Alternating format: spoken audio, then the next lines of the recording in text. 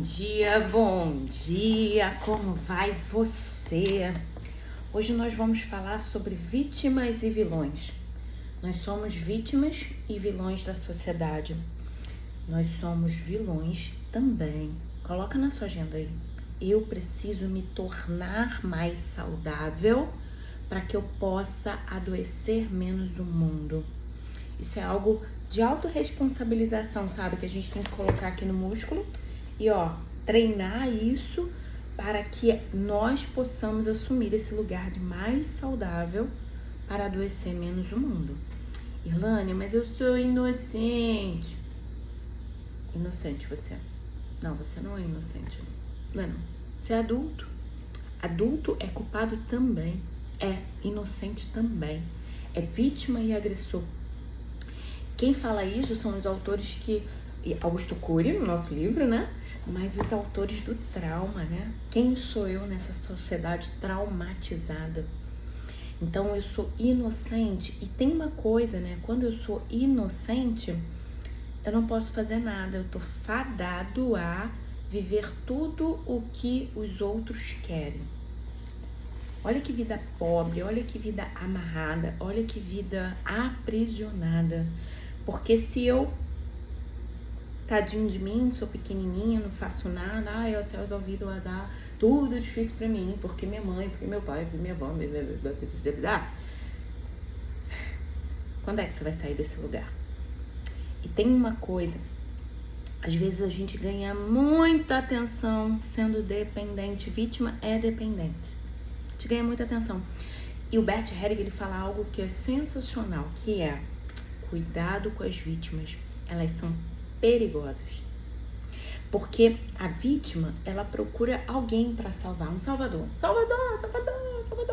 E sempre tem que ter um culpado, porque para ela conseguir a atenção através da salvação, alguém tem que ser o culpado da vida dela. Olha que vida ruim. Somos vítimas e vilões da sociedade. Somos vítimas e vilões de nós mesmos. Essas vozes que falam na minha cabeça e na sua cabeça, elas precisam de uma educação, de afeto, de amor, de silenciamento. Quem manda aqui é o meu adulto saudável.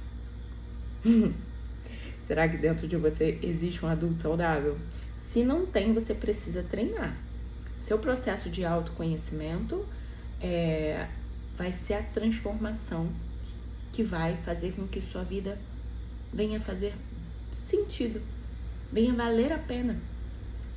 Há uns anos atrás, no meu cartão, tinha uma frase que eu construí ela, que é: o autoconhecimento é a força da transformação humana.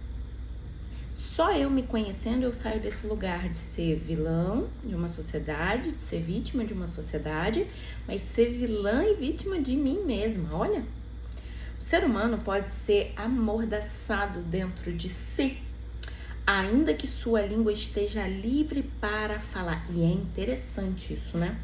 Eu trabalho aqui com pessoas e eu fiz curso de oratória, sou psicóloga, enfim. E aí eu, às vezes, preparo as pessoas para as apresentações que elas precisam fazer, né? Apresentação na empresa, apresentação de uma monografia, de mestrado, doutorado, enfim. Eu faço esse trabalho. E às vezes a pessoa, ela se prepara e no dia da apresentação ela fica rouca. Ou ela se prepara e na hora que ela tá apresentando pra mim aqui, sem plateia, ela me dá água. Por quê? Porque parece que não pode falar, tem língua, tem boca, tem tudo, mas não consegue verbalizar. Às vezes tem um crítico interno que foi implantado por uma parentalidade, e quando eu falo da parentalidade, eu tô falando, não é de pai e mãe, culpado não, tá? Às vezes essa parentalidade, essa figura de autoridade, foi um professor punitivo, um professor que no momento que eu li em sala de aula, eu gaguejei, ele não cortou a turma, ele deixou todo mundo rir de mim. E aí eu fui exposto e fiquei travado na vergonha. Vergonha, medo e culpa são as emoções que mais trava a gente, entende? E o contrário da expressão é a depressão. Quem fala isso, Irlane? Edith, bailarina de Auschwitz, liberdade é uma escolha, tá bom? Pode viver acorrentado, ainda que suas pernas estejam soltas. A perna tá solta, mas a mente tá presa. É como quando a gente pega um elefante pequeno e coloca ele numa árvore. Ele luta, luta, luta, luta, depois ele cansa de lutar. Você pode prender o elefante na caneta, que ele não vai sair. Que ele tá amarrado aqui. Aqui. E lembra lá que o elefante nunca esquece? A gente também é assim. Enquanto a gente não ressignifica, ressignifica ou reedita as nossas memórias, a gente fica travado naquilo que não faz bem. Pode viver asfixiado, ainda que o pulmão esteja aberto. Há diversas armadilhas mentais que seus pulmões estejam abertos.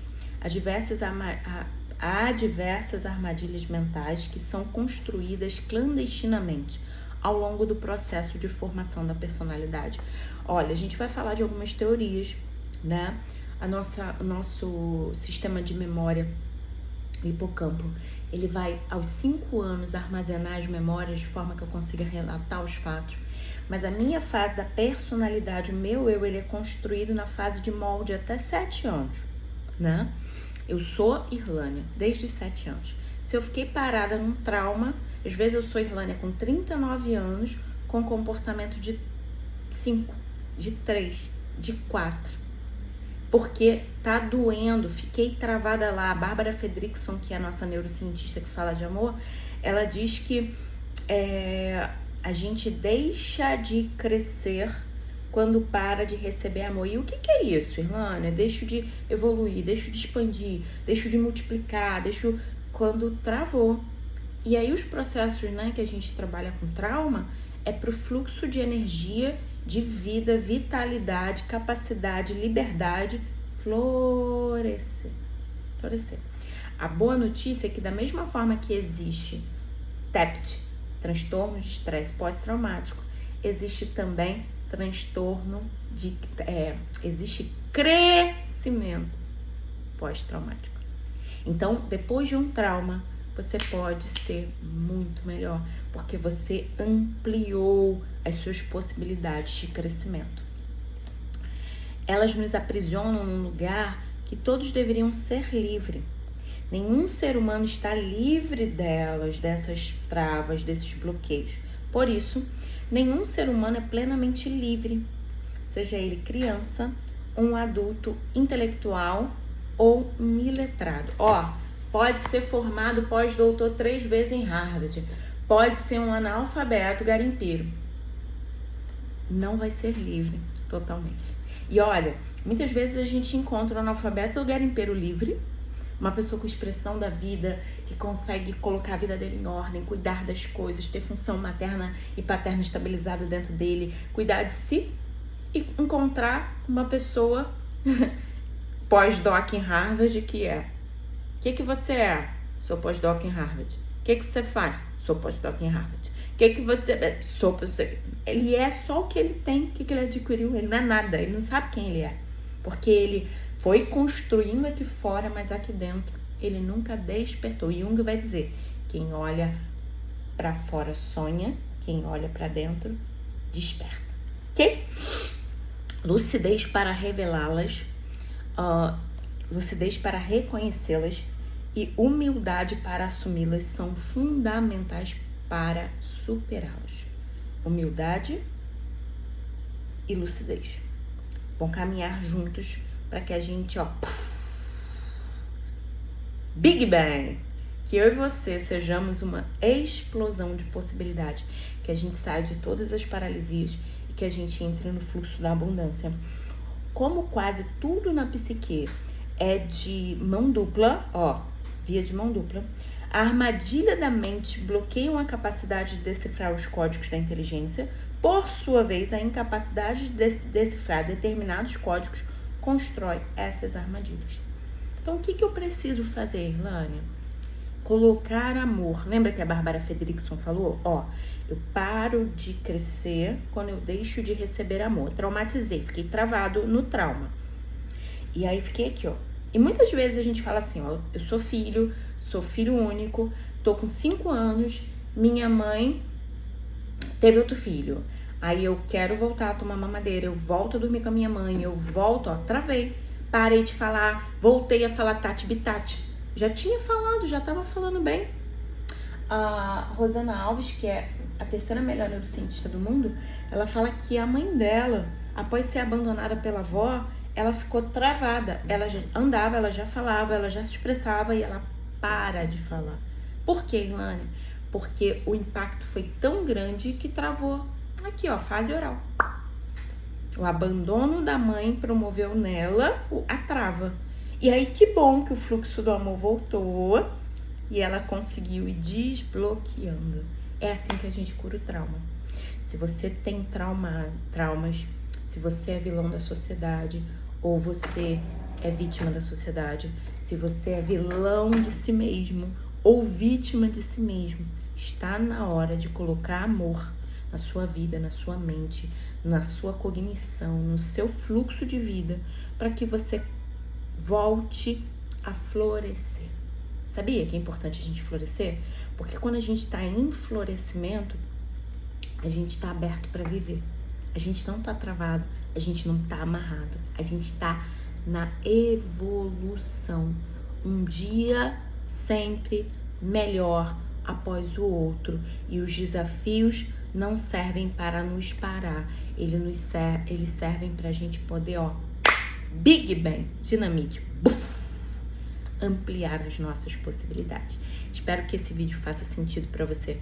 Se você conhecer alguém que está bloqueado na vida, faça essa corrente do bem, envie esse vídeo, ó, curta, comenta, compartilha, fala comigo aqui, Irlane, você falou isso, disparou isso assim, ó, conversa comigo, que eu vou ter prazer de trazer novas informações dentro desse campo de libertação, de desbloqueio, de vida que vale a pena ser vivida. Beijo grande e até amanhã.